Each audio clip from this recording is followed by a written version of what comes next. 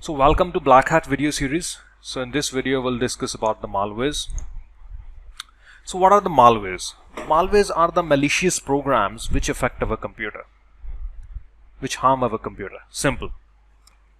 Maybe you have heard a lot of times people saying that my computer is not running well, it's running slow, and my computer got a virus, and that's it. That's what they say. They do not know that virus is just one of the malwares listed in our section, but they always complain that my computer is running slow, it means it got a virus. No, it's not always the case. There are a lot of types of malwares as it's displayed on our screen, and our computer can be infected from any of them. Now we'll discuss like what are their functions, how they are different from each other. All these are types of malware. So malware is just a category, and these are the different types of malwares. So first one is the virus, and virus stands for vital information resource under siege. If I write it down,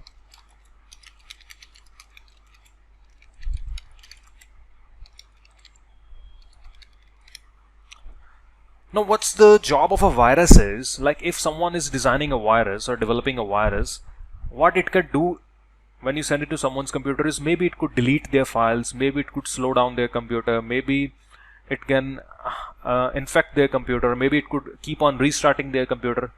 Point is that it will just give a damage to their computer, nothing else. The point is hacker will not gain anything by damaging someone's computer. That's the thing which people understood very soon. That's why viruses were more popular till in the 90s or till 2002, 2004, 5 maximum.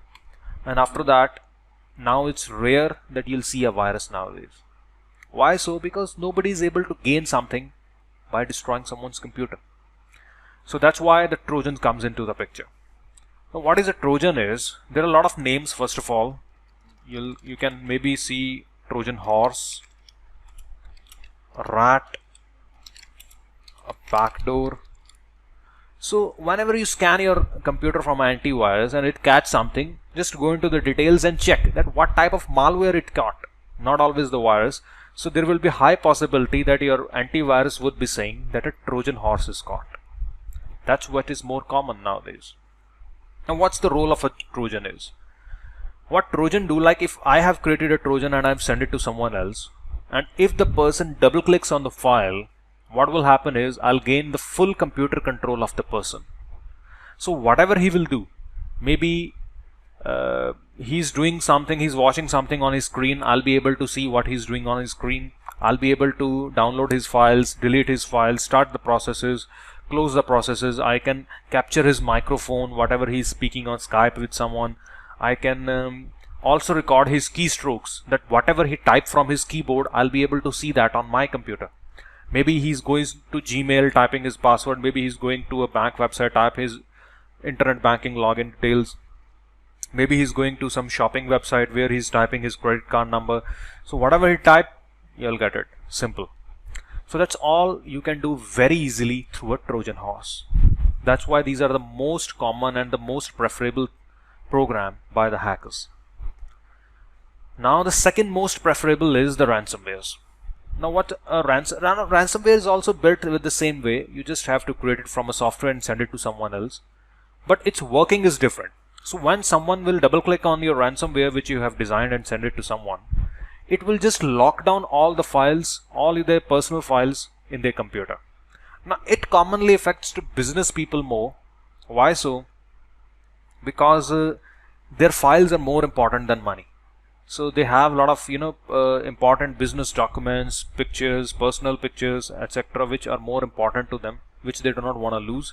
And it just displays a picture on their desktop that if you want to retrieve your files back, you have to pay that much money in this account. So till the point you do not pay the money, it cannot retrieve back. Now you might be thinking that is there any way to retrieve our files back, or is there any way the victim will be able to retrieve their files without paying us? The answer is no. He cannot retrieve it back. He have only two choices basically. Whether he have to format his computer, clean it means, in that case even he'll lose his files, or he have to pay the hacker. Only then he'll be able to retrieve the files back. Now the fourth one are the adwares. Now adwares are something for the advertisement purposes they are built. Like whenever we install some softwares, that softwares also install some more free softwares in our computer, like some toolbars, etc. So which keep on displaying us the advertisements, keep on giving us the pop-ups and forceful advertisements which we cannot even stop, we cannot even uninstall. We put a lot of pop-up blockers in our Chrome, etc., but still that doesn't work like that way because our computer gets infected from adware, which is designed for a forceful advertisements to pick up the sales.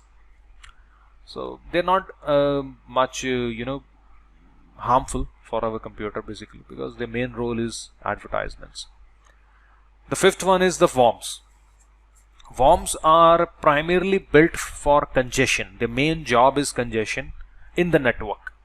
Now it doesn't affect one computer. If worm infected one computer, it will not just remain on one computer. All other computers, like if there is a company in which one computer got infected from a worm and it's a network of 300 computers in that building, it will slow down the network of all the 300 computers. The internet would go very slow on all the 300 because it will just create the congestion in the network. That's the role of the worm is. But if you notice, viruses, adwares, worms, they are not primarily for the money making. For the money perspective, according to me, only Trojans and the ransomwares are the primarily key.